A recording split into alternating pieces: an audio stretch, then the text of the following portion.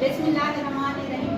बच्चे, आज का हमारा लेक्चर ईद उल फित्र यानी कि माशाल्लाह से रमज़ान मुबारक इख्तिताम पज़ीर हो रहा है और रमज़ान के इख्तिताम पर रोज़े रखने के बाद, हमारा सब्र करने के बाद, खुद को बुराई से बचाने के बाद, अल्लाह से रजू करने के बाद, अपनी बख्शिश के लिए ताक रातों में बैठकर इबादत करने के बाद अल्लाह ताला ये हमें तोहफ़ा देता है कि हम अपनी इन तमाम इबादत की खुशी मनाएं ईद उल फित्र की सूरत में। ईद उल फित्र ये रमज़ान के महीने के इख्तिताम पर मनाई जाती है। रोज़ा रखने के बाद अल्लाह की इबादत और सब्र की तकमील का जश्न होता है।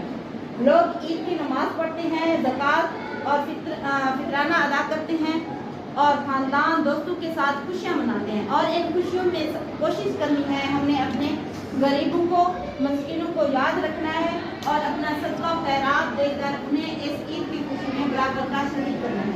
आमीन। आमीन। आमीन।